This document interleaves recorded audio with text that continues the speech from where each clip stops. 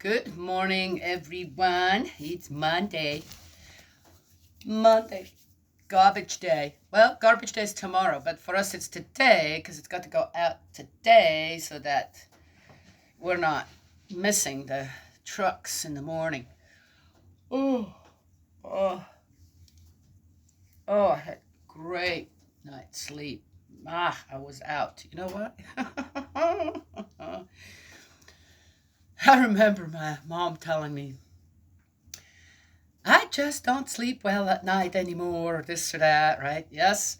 Well, when you're young, you're, gosh, when I think what I did all when I was younger, okay, some people say, well, you're still not that old. Yeah, okay, well, things changed, okay, so there it is.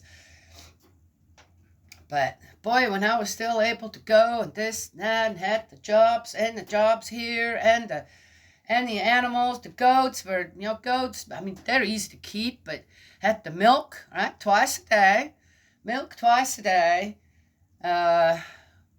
gosh, there was, and then you got to process the milk, and you got to, that was one thing, right, that took up some time. I remember sometimes I had to get up at 4 o'clock in the morning so I could get it all done before then I had to take my youngest one to the bus stop, which was 5 miles away from here, and then to get to the school that I wanted her to go to, and then also be ready to go to work. Oh, dear me, what a time that was.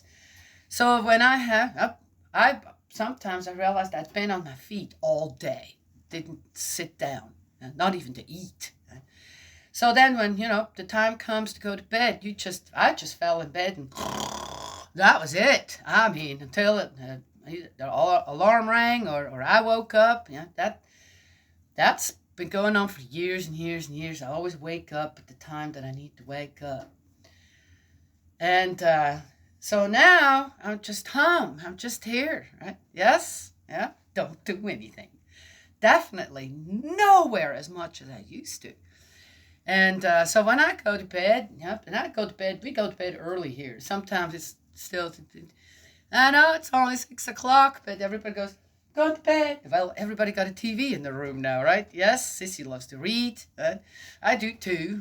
And that's kind of our time then, okay, everything's done. Yeah, you go and you hunker down in your little corner, right? Private little area, right? Do your thing, right? But, so my mom tells me, says, I said, Mom, that's because you used to too. I mean, my mom, gosh, she worked from sun up to sundown, and you sleep like a baby. You're tired. And take care of, that's the other thing too. I think while you do that, you're taking care of the responsibilities given to you, right? Yes? And when you do that and you fall in the bed, they got it all done today. Tomorrow is another day. You sleep good, right? Yes? All right, so older, and suddenly now one wakes up at 2 o'clock in the morning because it's not morning yet. Why not? Right? I'm ready to get up. And I do. Sometimes I do. Just get up and start doing things. Now I live with other people, so you can't start clanking around and I don't know what. In this house, as I said, very open. And there's no, everything's open.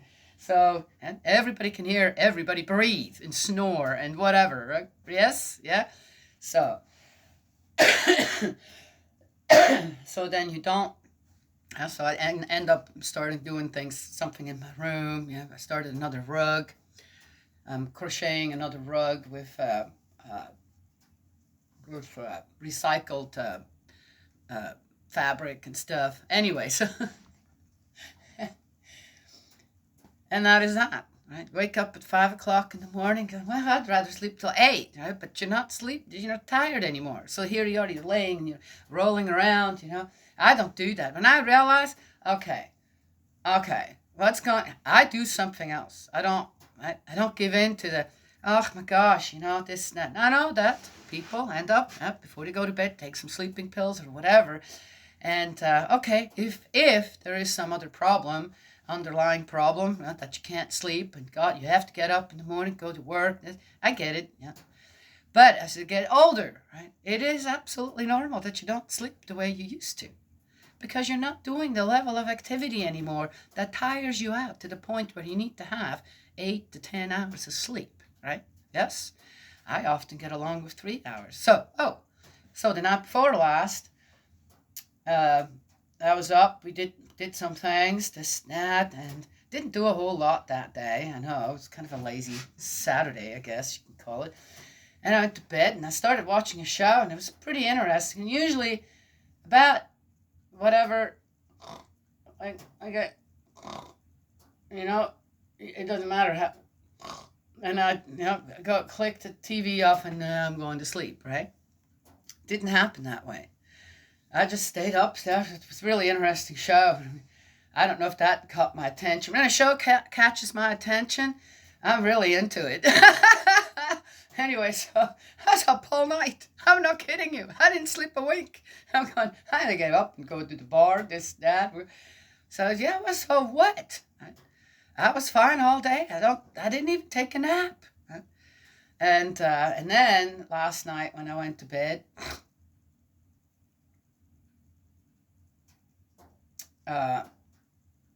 sure enough, it didn't take long. And I said, I am so tired right now. I'm so tired from lack of sleep, right? I slept like a baby all night long. It was great. I woke up at 7 o'clock.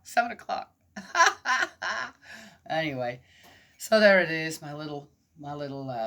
So again, things change as you get older, or certain things happen in your life. Just adapt to the change, right? Rather than trying to keep things going exactly as they were, even though that's not going to happen.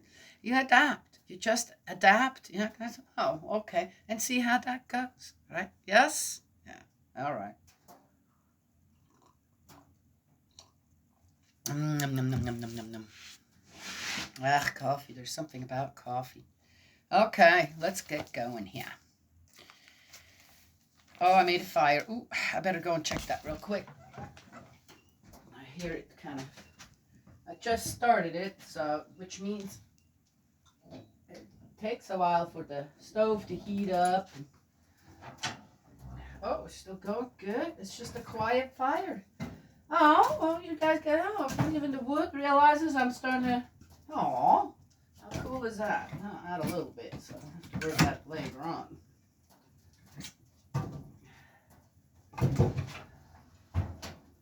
Got to pay attention to it.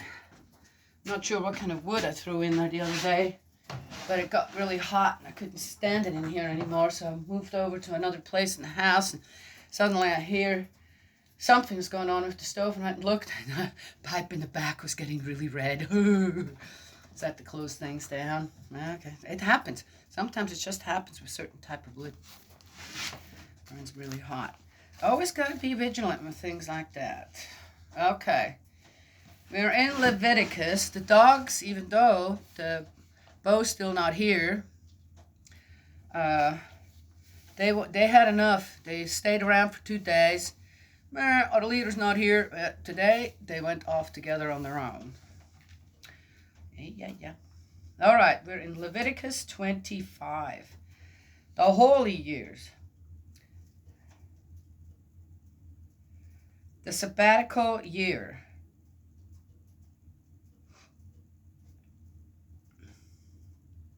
Now, we understand.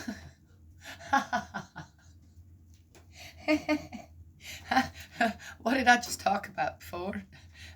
What is a sabbatical, right? Yes?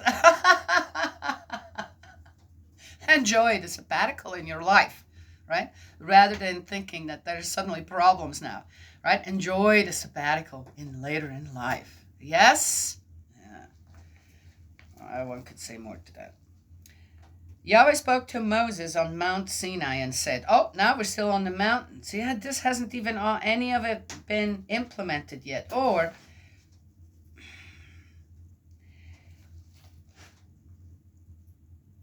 sometimes I wonder if they mixed up a little bit the sequence of, right? it's just kind of put together. Yeah, let's just, surely not, right?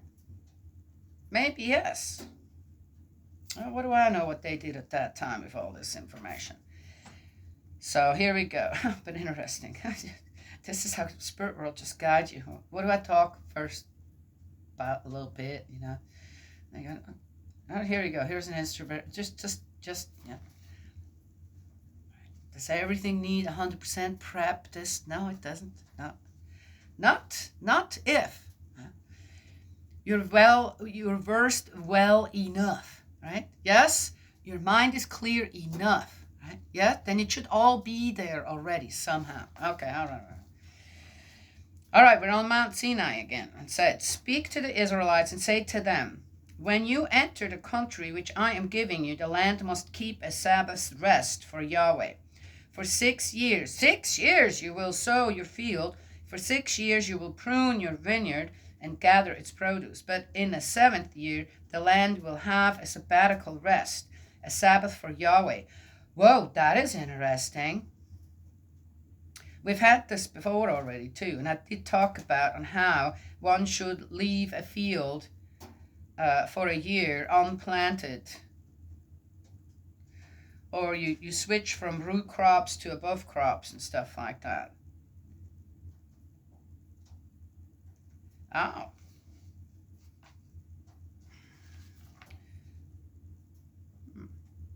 Maybe that is why I felt like in the last couple of years, I felt like I don't need to plant as much this year. I don't need to do that. I need to give everything just a rest. Everything needs to rest somehow.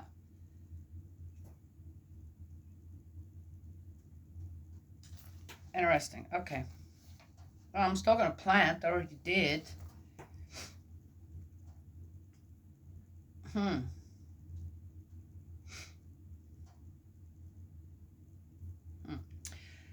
Well, it seems like now God's also trying to people how to take care of the land.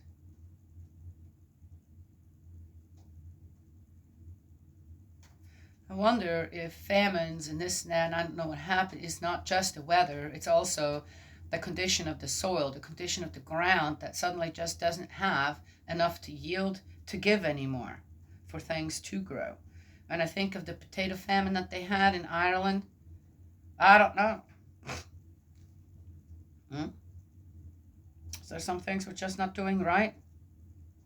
Oh, what are we doing actually? What are we actually doing right? Okay, Danielle. I can't help it. All right. Toodaloo. You will neither sow your field, nor prune your vineyard, nor reap any grain which has grown of its own accord, nor gather the grapes from your untrimmed vine. It will be a year of rest for the land. But when the land produces in its Sabbath, will serve to feed you, your slave male or female, your employer, and your guest residing with you. Oh. For your cattle too, and the wild animals of your country. Whatever it produces will serve as food. So much to say. I haven't even gotten over yet here. That's one thing too. So I haven't had, over the winter, it's difficult to grow greens to snap. But here in this climate, there is greens out there. Right? There are. And one can easily make a little salad or throw some in the soup. Right? We have that purple wood nettle coming up everywhere right now. That's edible. I put it in my pot stickers. I had it in the soup. I put it in the that pulled pork we had so much of. I made a pot pie and put it in there. Right? Yes, it was very good. Well, there you go. So even if you don't have, there's always still something out there. What about my volunteer pumpkin plant? Yielded 25 pumpkins. All right. Didn't plant that. The year of Jubilee.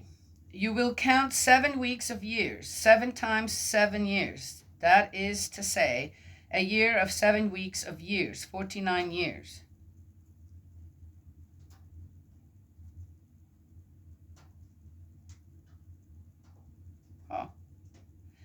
And on the 10th day of the 7th month, you will sound the trumpet. On the day of expiation, you will sound the trumpet throughout the land. Wow, I just started the stove about 20 minutes ago, and it is warm already. Nice. On the day of expiation, you will sound the trumpet throughout the land. You will declare this 50th year to be sacred and proclaim the liberation of all the country's inhabitants. Oh.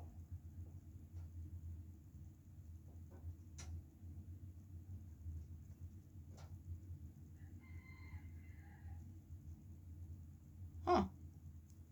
You will keep this as a jubilee. Each of you will return to his ancestral property, each to his own clan. For a year? Or how long? This 50th year will be a jubilee year for you. In it you will not sow, you will not harvest the grain that has come upon its own, or in it gather grapes from your untrimmed vine. The jubilee will be a holy thing for you. During it you will eat whatever the fields produce.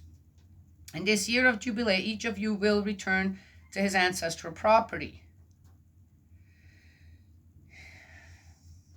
What did that mean at that time? Return to Egypt? If you buy land from or sell land to your fellow countrymen, neither of you may exploit the other. In buying from your fellow countrymen, you will take account of the number of years since the Jubilee. The sale price he fixes for you will depend on the number of productive years still to run. The greater the number of years, the higher the price you will ask for it. The fewer the number of years, the greater the reduction, for what he is selling you is a certain number of harvest. So you will not exploit one another, but fear your God, for I am Yahweh your God. Wow, that is interesting. So, I'm not getting a returning to the ancestral property where you were born. Yeah, okay. Well, what would that mean for a lot of them?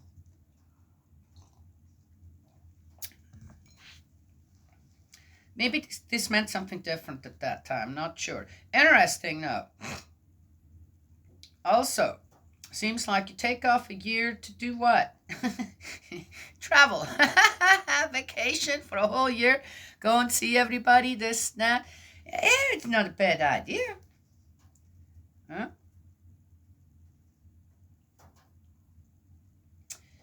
I guess, again, it would be more, well, if something happens, this, that, make sure that you don't just live from day to day. Right? Always try to have a little something set aside for what? The tougher times, the times where you can't be quite as productive, right? Yes?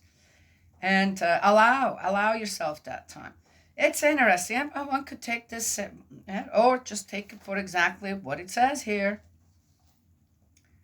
Oh, okay. I'm not going to get done with 25 here. If I could talk about this one here.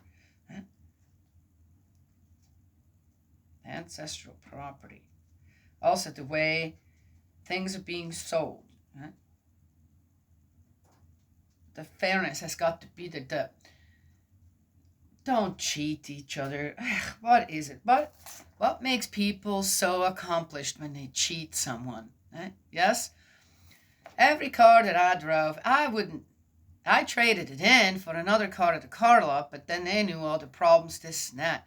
The one thing though, even doing that, I always thought, surely they're not going to just turn around and fix this car up a bit and then sell it again to someone. It'll still have the same problems, right, that it had when I had it, that nobody could fix. So you can't tell me they can't fix it, right? So again, which poor schmuck then is going to end up with my car I didn't want anymore, not because I wanted a newer car or this or that. I drove my cars till they were literally, okay, this is it. I'm not spending any more money. This is ridiculous. Nobody can fix these problems. I'm just spending more money, but the problem's never really fixed. Right? You get my drift here?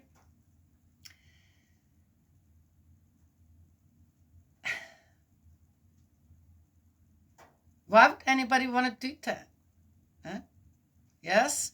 Sell something, make it look better than it actually is. And, well, anyway, so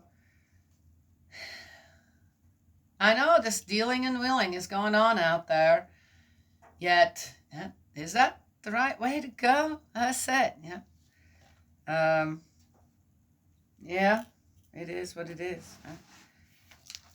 Sounds like to me, Gus, is don't just make it about making money. You got to make sure that what you sell, that the value of on what you're requesting for it is proper, right? Yes? But that shouldn't be such a... That's it. Why would one want to, on purpose, cheat someone? Knowing full well. Guess that's how trust gets destroyed.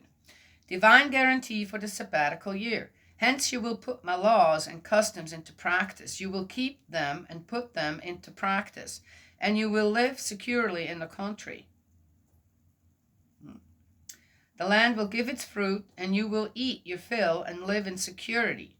In case you should ask, what shall we eat in the 7th year? If we do not sow or harvest our produce, I shall order my blessing to be on you in the 6th year, which will yield you enough produce for 3 years. You will have the old produce to eat while you are sowing in the 8th year, and even in the 9th year. You will be eating the old produce while waiting for the harvest of that year. One could say a whole lot to that one. I think anyone that has walked through life enough without the pity party that goes with it, then you know this is true. You just know it's true, right? Yes? If you just follow, right? We got the will to do all these things out there. And no, you're not just being pulled into it. You got the will to do all them things out there that you full well know are not good for you. How about the will to just stick with the will to do better, to do good? The will of the people is there. It's just which direction is it going? Redemption of land. Land will not be sold absolutely, for the land belongs to me. Oh, and you are only strangers and guests of mine. You will allow a right of redemption over any ancestral property. If your brother becomes impoverished and,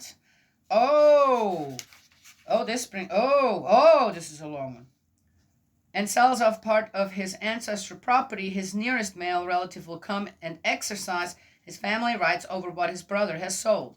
The man who has no one to exercise this right may, once he has found the means to effect the redemption, calculate the number of years that the alienation would have lasted, repay to the purchaser the sum due for the time still to run, and so recover his ancestral property.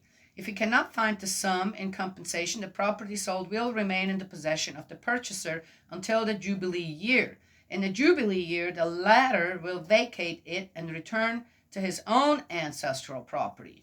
Wow, that's amazing. It's so hot in here now. Oh, here I go. I thought, it's kind of cold. I think I gotta close all this down. I'm sweating. Oh, this is already mostly closed up. Oh, God, it got hot in here, fast. This is so interesting. One can read this, but really, okay. What? Oh, it's very clear. Well, we have all that stuff now, huh? Testaments, the will of people, and all that, and where things are going. But according to this, if you have descendants, you're not supposed to give it to other people or sell it.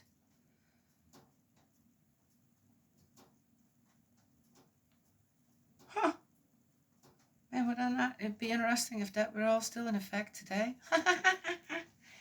Actually, if we were to actually go by this. If anyone sells a dwelling house inside a walled town, he will have the right of redemption until the expiry of the year following the sale. His right of redemption is limited to the year, and if the redemption has not been effected by the end of the year, the house in the walled town will become the property of the purchaser and his descendants in perpetuity. He need not vacate it at the Jubilee. So God even put something in place here where if you fall on hard times or you had to go somewhere, your house could be, I guess it would be kind of like be renting it out, right?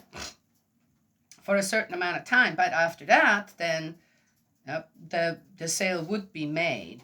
But houses in villages not enclosed by walls will be considered as situated in an open country. They carry the right of redemption, and the purchaser will vacate them at the Jubilee. As regards the towns of the Levites, townhouses forming part of their ancestral property will carry a perpetual right of redemption in their favor. If a Levite is the one to be affected by the right of redemption at the Jubilee, he will vacate the purchased property and return to his own home. Oh, interesting. Why is he okay? To the town in which he has a title to property. The houses in the Levites' towns represents their ancestral property in Israel. And the arable land depending on these towns cannot be sold, being their ancestral property forever. Interesting how the Levites are being singled out. Well, we're in Leviticus, I guess. But they are kind of singled out. I wonder why. Hey, kind of have to wonder. So the Aaron and his sons and all his people, the whole tribe of the Levites are kind of elevated to be what? Right? Yeah, of all the tribes. Okay, elevated. Well, don't you think if from your tribe you're the only ones allowed in the tent of meeting and eat the holy food, yeah, well, and put on the pretty clothes and it's okay, be surrounded by all that gold and that what does that bring to mind? The kings and the queens and the emperors and the empresses and the palaces. Yes.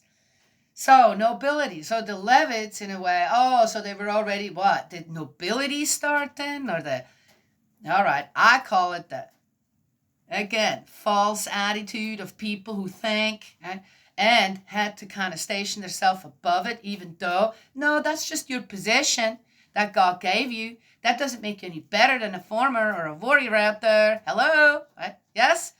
Anyway, so God had to put it in here. Okay, they are under the same. Actually, you're even more restricted, really, when it comes down to it. Right? Because the people look up. I guess we're kind of looking for guidance towards them. Well, anyway, one could say more here. Redemption of persons. Well, here we go. If your brother becomes impoverished and cannot support himself in the community, you will assist him as you would a stranger or guest, so that he can go on living with you. Do not charge him interest on a loan, but fear your God, and let your brother live with you. You will not lend him money on interest or give him food to make a profit out of it. Yeah, I think that should be. I am Yahweh, your God, who brought you out of Egypt to give you the land of Canaan and be your God. Now again, people said, sorry. But in some cases, that's just not going to happen because the person is just not. That falls on, God impoverished. Why? How? Through whom? And now I'm going to come in my house and try to do the same. I'm going to end up the same way because you're actually here. Okay, this is all. With all the other laws that are, this is still, okay, this is what you're going to do. With everything else I already told you, then if you live in a society like that, yes, if something happens and your brother becomes impoverished, maybe through an accident or sickness or this or that, okay, or something else, I don't know, house burns down, then a sickness runs through the herd. Oops, didn't see it, too late. Then that would be the right thing to do then. I think it's more for things like that rather than, okay, right? This is all in the ideal. Right? If the people follow according to what Yahweh is giving them, God is giving them the laws and everything. He's giving them even then also too, in case this is how you can redeem it. This is how you can take care of a sin that's not too, death requirement thing. Then there you go. Could one apply? Well, people still apply this. How many people get help out there? Even the ones who really, I have to say, do you really deserve that help? Huh? Because the pity party keeps going on. You help, and still you have to listen to, and you're going I guess nothing's going to change there, right? Yes, but that's kind of a thing we have going on now. I don't know. Was it like that at that time? I doubt it.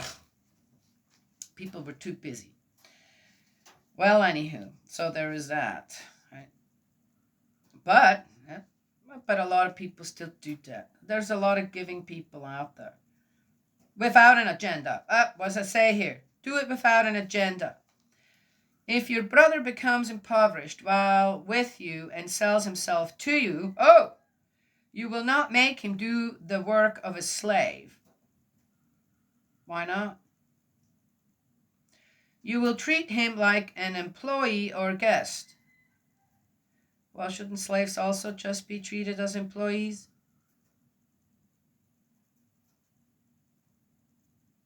That's an odd one. And he will work for you until the Jubilee year. See, I don't agree with everything. I know. It was what it was at the time. I get it. But,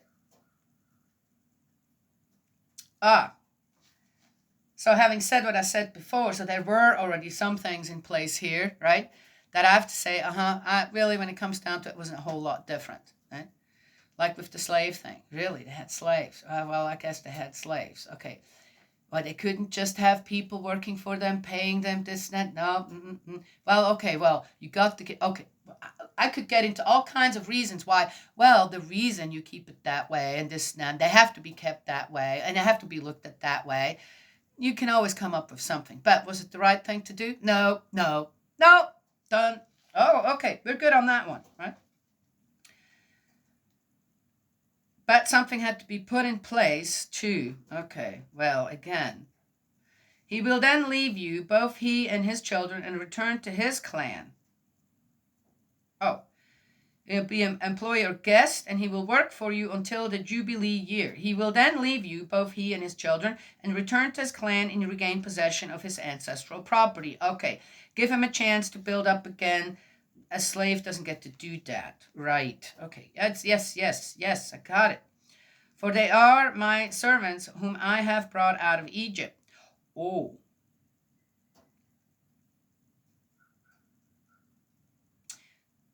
And they may not be bought and sold as slaves. I could say something here now.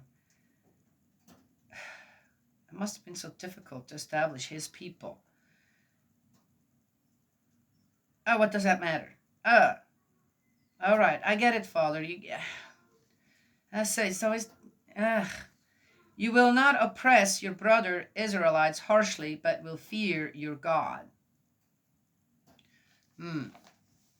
Don't get above yourself. Arrogance.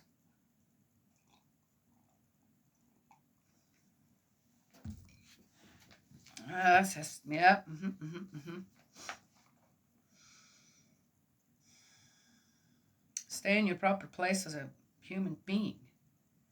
A humble human being, even when things go better for you than others. If a stranger or guest living with you gets rich and your brother, in the course of dealings with him, becomes impoverished and sells himself to this stranger or guest or to the descendant of a stranger's family, he will enjoy the right of redemption after being sold, and one of his brothers may redeem him.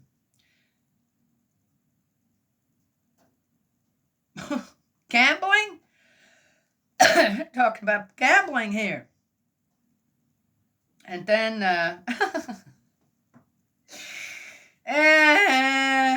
this is like one of those, you hope in your family that everybody kind of pitches in, does their thing, doesn't slack off, this, that. All you can do is hope, right? Yes? Then there comes one along that, I just saved up so and so much, and I have to hand it out to you because you did what? Ugh. But you do it, right? I've done this so many times. Never expect the money back. Don't ever. No. Even the loans that I signed with some people and then just paid off myself. Though, I didn't end up with anything. I just ended up paying. I didn't. It's just, and I'm just using it as an example. You just, okay, all right. And you know what? The thing is, with that kind of attitude, the rest of whatever you got is blessed. Your life is blessed. You kind of just go with it. It's like, okay, whatever. When it comes to money, anyway.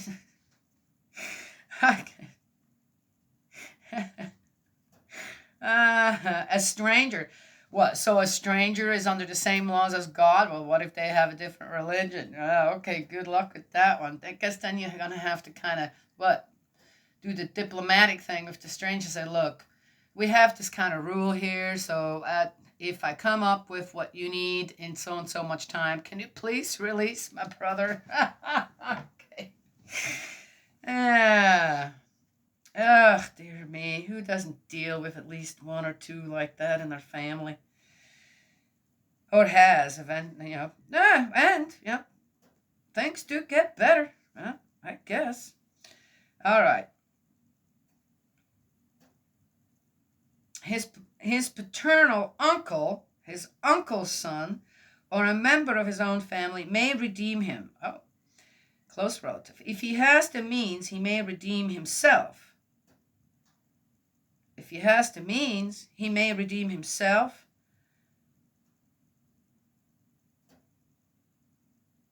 Well, that would be the ideal, right? But usually that's not how it works. By agreement with his purchaser, he will count the number of years between the year of sale and the Jubilee year. Oh, I see.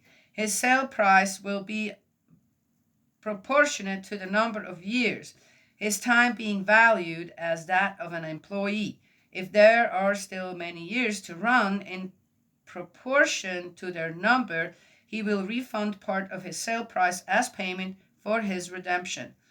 And if there are only a few years still to run before the Jubilee year, he will calculate with him what should be refunded for his redemption in proportion to their number, as though he were hired by the year. He will set to it that he is not harshly oppressed.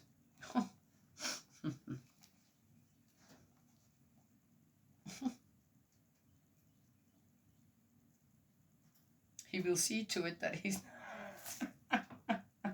okay, good. I mean, I understand. Abuse is never a good thing. But on the other hand, the way that could be also viewed is, okay, I'm not going there. Daniela, yeah, I know.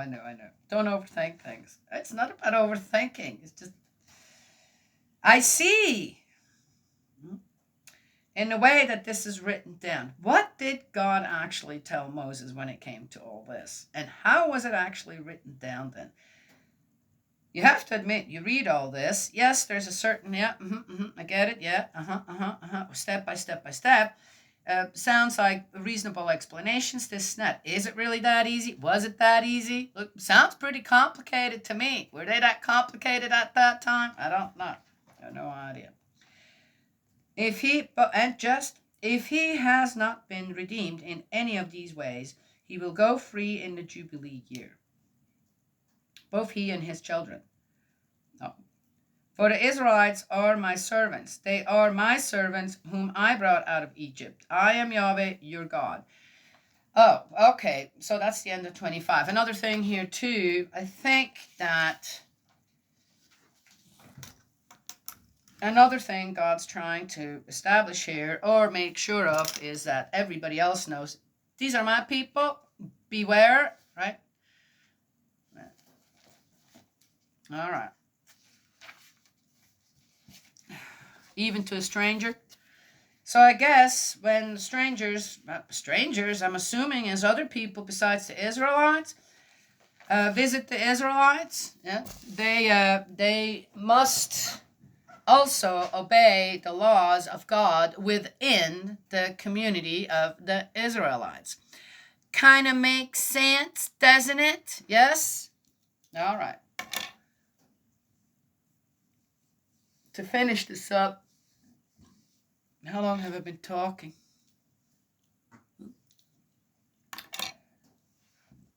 I watched, and again, I just observed, right? Well, I kind of watched myself too, my reactions and all that. And I watched this fashion show. It was Fashion Week, fashion show or something. And there were so and so many of the contestants, and they were $200,000, $250,000 they were gonna get at the end. Yeah, again, that's nice, and I know these shows cost money and all that, but when you consider how much money there is out there, from what I've seen, what these people all did, right? They should have gotten at least $1 million, couple of $1 million, right? In my opinion, $250,000 ain't that much. This house costs that much. Oh, this house costs more than that. Right? So anyway, so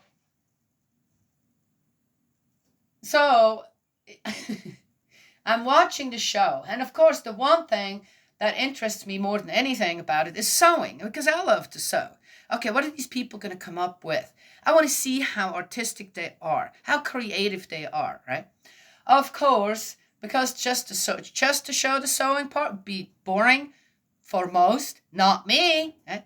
You have to hear their sob stories and why they want the $200,000+, and how they got where they got, and da da da da, and blah, blah, blah.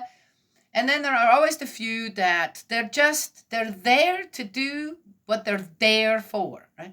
They're not there to get your, oh, that one should win, not because, right? Or, oh, I hope that one doesn't get voted out because you like him, right? In my opinion, in a show like that, people should stay in because they actually are good at what they're doing. They are producing, right? On what the show is actually about. Oh, is the show actually about that? Well, I sure hope so, because that's why I watched it. So, of course, so here for me, it's, okay, I get in the beginning, most of them. I watched a few all the way through because I was busy otherwise, so it didn't matter. But once I was just watching, yep, I just forwarded through something because it's like, I don't need to hear all your, not interested. Tell me about your experiences with on how you got to, what was your, no one ever really talked about that. What is your inspiration to sew and create what you want to create? Why do you want to create something that nobody can wear to start with, right? Except for a model on the runway.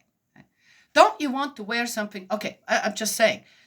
Hey, clothes are just like paintings and certain other things that are just hanging on your walls, sitting on your table, completely useless, right? Would never use it as a vase or okay, all right. Certain other things as well, right? Yes, that are just created for to look at, to enjoy, to look at, or this shit. So, okay, clothes can be the same thing. Right? A runway show, that's most of the clothes you don't wear. They can't wear. People can't wear that out there. You look silly, right? And so, in any case, or they're made for special venues. Right? Okay. So, I would rather hear, rather than all about their childhood, and except for one, I think one, maybe two. Let me think. 1, 2, 3 out of 12 or something. You didn't hear anything. They didn't talk about their childhood. You said, oh yeah, I grew up so and so. This when they had a week where they were making they had to recreate something from an outfit from their childhood. Right? I forwarded most of that. And in the end, I just looked, and that wasn't very good. It really wasn't. That runway show, in my opinion, wasn't very good. Again, one or two came through and say, oh yeah, this is, and again, no pity party going on. They just didn't tell us. Not that there wasn't one. They just didn't tell us. That was not their focus while they were there. Sure enough, the guy that won in the end, you could wear every one of his. I looked at it, I would wear that. Even in my size, I would wear it. Right? Yes? Gorgeous stuff. It was, yeah. Anyway, he won, and I had to say, yeah. I had to say, there were, most of them deserved to win. Right? But he was the top of the crop. Definitely, when it came down to it. An enjoyable young man who had a dream, and he moved forward with that dream, never stepped into the past. And that's what I enjoy. When I watch shows like that, and again, I'm watching a show like this, the cooking shows are the same thing. Right? Yes, the pity parties from their childhood. Really?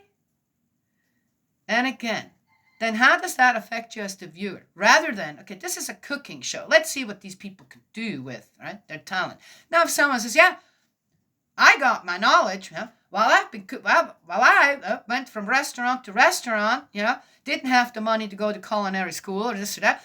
I just learned from the chefs there, right? Oh, wow, that's great. So I look at that as something, for example, and there were with these designers and stuff, kind of the same, right? Some of them went to big schools and I don't know what, and some of them couldn't. Some of them just learned from watching videos, just getting started. Right? Is what? A grounds for, oh, I had it so rough because you didn't have enough money to go to the schools where you learn all this. And now you feel deprived and you need to let everybody know how deprived you are. And that's probably why you're not going to be as good as the ones that went to school. How ridiculous is that? To use that as, I would say anyone that learns, and I've done that all my life, from scratch, on their own, just about everything, okay? Oh, I got good guidance from my mom in many different things, but it's all basic stuff, right? If I wanted to elevate it in the sense of on how, well, I wanted to put my creativity in it, well, then guess what? It was mine. I had to do that. That didn't come from anywhere else. So I myself have to say, with the cooks, okay, cooking shows, and as I don't know what got into me wanting to watch this. I went, because I enjoy clothes too. Especially the creativity of it that could be there, okay? That's what I enjoy. Made me want to get behind the sewing machine with my youngest one, say, hey, let's sew some clothes, right? Yes? Okay. But as I said, the pity parties of on how they got there or didn't get there or didn't have yet or blah, blah, blah, blah. And it was boring. It's boring. I don't want to hear it. Don't want to see it. Show me what you got.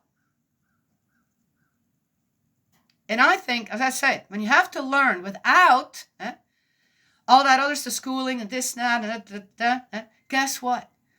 It becomes more so yours because you're the one who really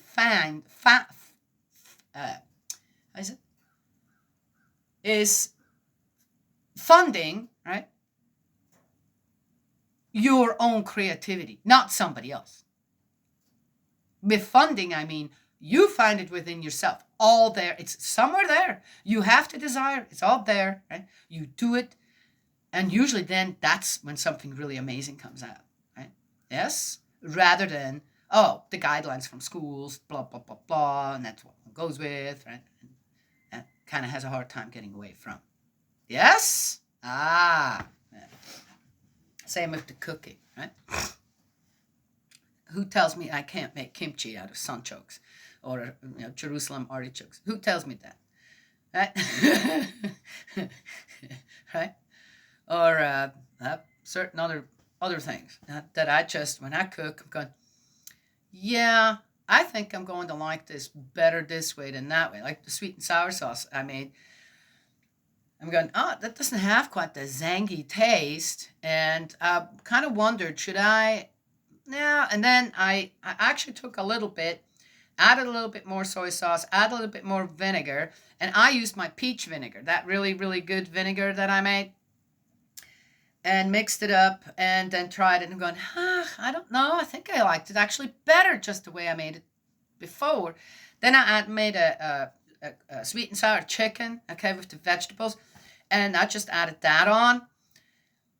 Oh, it was perfect. I didn't need to add anything onto it. It was perfect. And I realized that, wow, I think that's the best sweet and sour chicken I've ever actually had. The way I made it according to my taste, right? Oh, that's just for me. Well, okay. Hey, I mean, when you cook, you might as well cook something that you absolutely enjoy to eat yourself, right? People can always add salt and pepper and I don't know what, right? Yes? Anyway. So there it is. But that was kind of my... and interestingly enough, most of the people that had really a pity party going when it came to... always broke. Yeah, okay. Some people just do the cry thing more than others.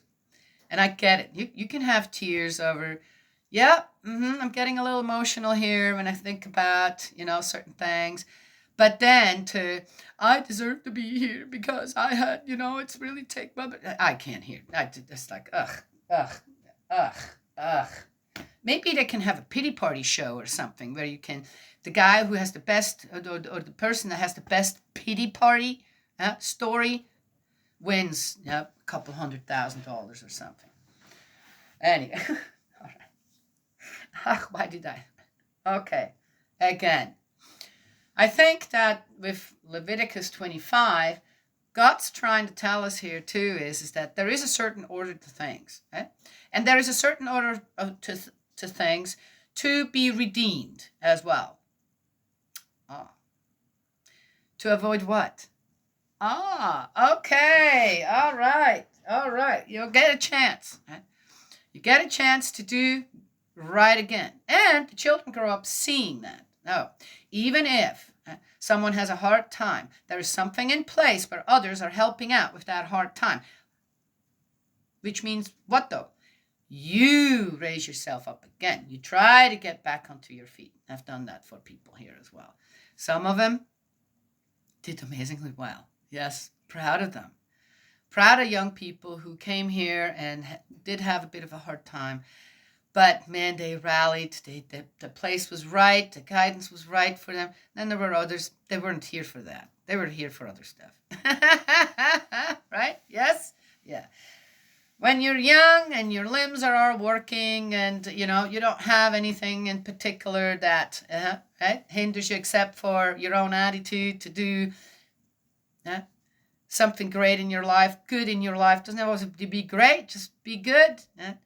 Then you're just being lazy. Yeah, you're just, I don't know, whatever. Work for that pity party show.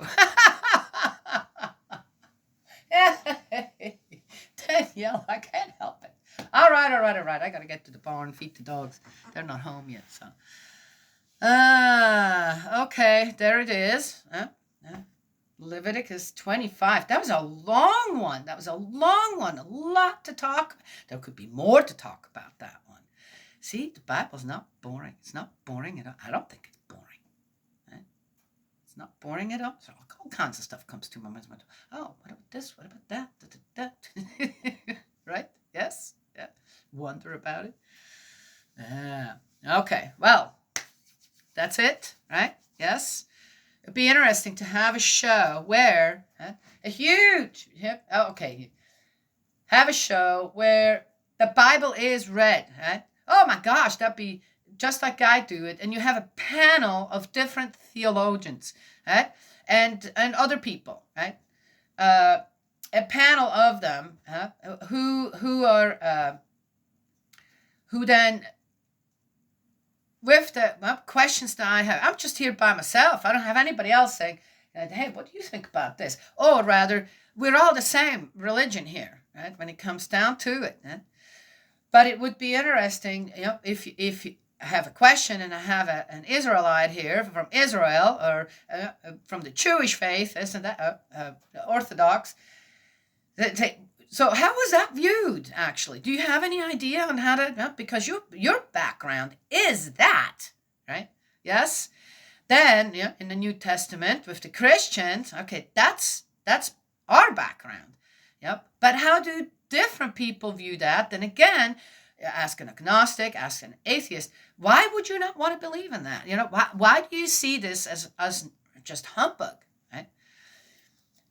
Or how would you, sometimes with another person's religious perspective, right? Then you say, well, how does that look like to someone who believes in Buddha, right? Or the Islamic religion, right? Well, why would you not go with that? Right?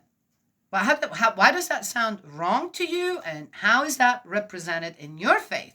Then when it comes to, again, Leviticus, fixing problems, basically.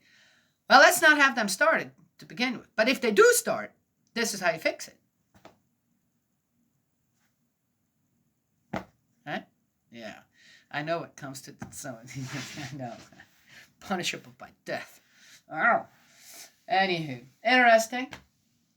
Within your own ranks. Oh, you don't get to take that. Oh, well, I don't know. Okay. Oh my gosh. How long did it talk? Almost an hour? Oh, short enough. Okay. Long one today. That's because I skipped yesterday, right? Yes. Well, that's all I have to share this morning. I had a lot of sleep. I'm ready to rock it today. God's love and blessings always. May He protect you, and I will talk to you another time.